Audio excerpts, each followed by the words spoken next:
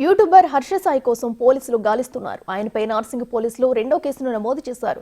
నిన్న బాధితురాలు నార్సింగ్ పోలీసులకు ఫిర్యాదు చేయడంతో మరో కేసు నమోదు చేశారు. కేసు పెట్టినప్పటి నుంచి హర్ష సాయి తనను మరింత టార్చర్ చేస్తున్నాడని ఫిర్యాదులో బాధితురాలు పేర్కొన్నారు. మెయిల్స్ ద్వారా మానసికంగా ఇబ్బంది పెడుతున్నారని పోలీసులకు చెప్పారు.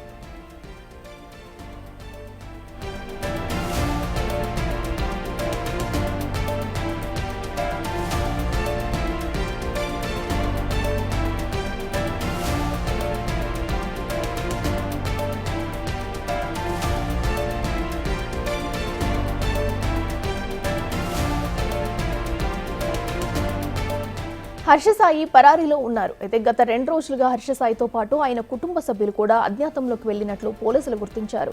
ఇప్పటికీ ఆయనపై అత్యాచారం కేసు నమోదైంది. మత్తుమంది ఇచ్చి రేప్ చేశాడని బాధితురాలు నార్సింగ్ పోలీసులకు ఫిర్యాదు చేయగా కేసు నమోదు చేశారు. ప్రస్తుతం 4 బృందాలు ఆయన కోసం గాలిస్తున్నాయి. మరోవైపు ఈ కేసులో పోలీసులు దర్యాప్తును ముమ్మరం చేశారు. తాజాగా రెండోసారి బాధితురాలు ఫిర్యాదు చేయడంతో హర్ష సాయిపై మరో కేసు నమోదు చేశారు.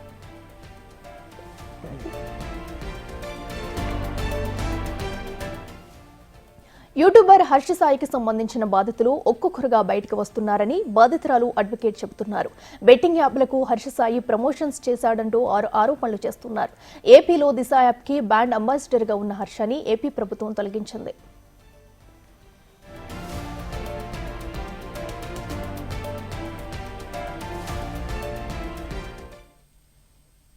ఇదే అంశానికి సంబంధించి మరింత సమాచారం మా ప్రతినిధి సురేష్ లైవ్ లో అందిస్తారు. సురేష్, చెప్పండి, మరి ప్రస్తుతం హర్ష సాయిపై మరో కేసు కూడా నమోదు చేసినట్టు తెలుస్తుంది. ఆయన కేసు పెట్టినప్పటి నుంచి ఇంకా వేధిస్తున్నారంటూ కూడా బాధితురాలు మరో కేసు అయితే నమోదు చేయడం జరిగింది. అండ్ అలాగే హర్ష సాయి ప్రస్తుతం కూడా ఎవరికి అందుబాటులో లేకుండా అజ్ఞాతంలో కూడా వెళ్ళినట్టు తెలుస్తుంది. డీటెయిల్స్ ఏంటి? బాధిత యువతి కంప్లైంట్ మేరకు యూట్యూబర్ హర్ష సాయిపై పలు సెక్షన్ల కింద కేసు నమోదు చేయడం జరిగింది. అప్పటి నుంచి కూడా ఆయన పరారీలో ఉన్నారు. ఆయన కోసం పోలీసులు గాలిస్తున్నారు. ముంబైలో ఉన్నాడా లేదంటే ఇతర రాష్ట్రాలకు పారిపోయారనే దానిపైన విచారణ కొనసాగుతుంది. అతనికి సంబంధించిన పూర్తి ఆధారాలు సేకరించేందుకు నార్సింగ్ పోలీసులు ప్రత్యేక బృందాన్ని ఏర్పాటు చేయడం జరిగింది. అయితే మరోసారి నిన్న యువతి ఎవరైతే బాధితురాలు ఉన్నారో బాధితురాలు పోలీస్ స్టేషన్కి రావడం జరిగింది. తనకి హర్ష సాయి నుంచి ఈమెయిల్స్ బెదిరింపులు వస్తున్నాయని చెప్పేసి కూడా స్టేట్మెంట్ ఇచ్చినట్టు తెలుస్తుంది. ఎందుకంటే ఆల్రెడీ కేసు నమోదైంది కాబట్టి ఆ కేసులోనే ఈ బెదిరింపులకు సంబంధించిన సెక్షన్ యాడ్ చేసే అవకాశం కనబడుతుంది. మరో కేసు మేము నమోదు చేయలేదని చెప్పేసి నార్సింగ్ ఇన్స్పెక్టర్ చెప్పడం జరుగుతుంది దీనికి సంబంధించి. ఎందుకంటే హర్ష సాయి కోసం గాలిస్తున్నాము. ఇప్పటికే ఎవరైతే బాధిత యువతి ఇచ్చిన ఫిర్యాదు మేరకు అతనిపై రేప్ కేసు కూడా నమోదు చేయడం జరిగింది కాబట్టి ప్రస్తుతం ఆయన కోసం గాలింపు చేపడుతున్నామని చెప్పేసి కూడా నార్సింగ్ పోలీసులు చెప్తున్నారు. అయితే మరోవైపు హర్ష సాయి తనను బ్లాక్మెయిల్ కోసమే డబ్బుల కోసం ఇలా కేసు పెట్టి ఇచ్చేస్తున్నారు. దీనికి సంబంధించి అన్ని నిజాలు కూడా త్వరలోనే బయటకు వస్తాయని చెప్పేసి ఆయన యూట్యూబ్ అదేవిధంగా ఇన్స్టాగ్రామ్లో ఒక పోస్ట్ పెట్టి ఆ తర్వాత కనిపించకుండా పోవడం జరిగింది కాబట్టి పోలీసులు గాలిస్తున్నారు. అయితే ఏపీ విశాఖపట్నంలోనే దిశ యాప్కు కూడా ప్రమోషన్ చేశాడు. ఆయన బ్రాండ్ అంబాసిడర్గా ఉండడంతో అక్కడ పోలీసులు ప్రభుత్వం అతన్ని ఆ బ్రాండ్ అంబాసిడర్ నుంచి తొలగిస్తున్నామని చెప్పేసి కూడా చెప్పడం జరిగింది. అదేవిధంగా ఈ ఆన్లైన్లో బెట్టింగ్కి సంబంధించి కొన్ని యాప్లకి హర్ష సాయి ప్రమోట్ చేశాడు. చాలామంది డబ్బులు పోగొట్టుకున్నారు.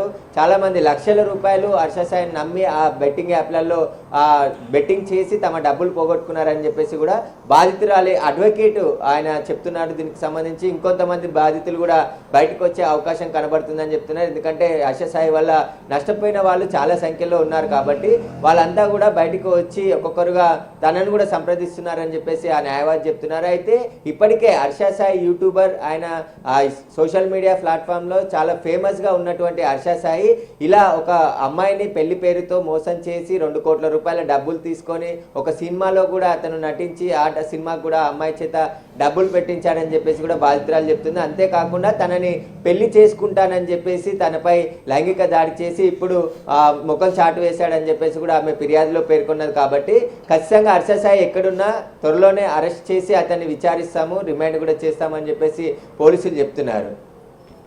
ఓకే, అయితే సురేష్, మరి ప్రస్తుతం హర్ష సాయి అయితే పరారీలో ఉన్నారు. మరి ఆయన పట్టుకునేందుకు పోలీసులు ఎలాంటి చర్యలు తీసుకుంటున్నారు? అండ్ అలాగే మరి హర్ష సాయికి సంబంధించి ఇక్కడ ఎవరైనా బంధువులు కానీ స్నేహితులు కానీ ఎవరైనా అదుపులోకి తీసుకుని విచారించే అవకాశం ఉందంటారు? బాధితురాలు హర్ష సాయితో పాటు హర్ష సాయి తండ్రి తల్లి కుటుంబ సభ్యులపైన కూడా ఫిర్యాదు చేసింది కాబట్టి ఇప్పుడు కుటుంబ సభ్యులు హర్ష సాయి ఎవరు కూడా పోలీసులకు అందుబాటులోకి ఇప్పటివరకు రాలేదని చెప్తున్నారు.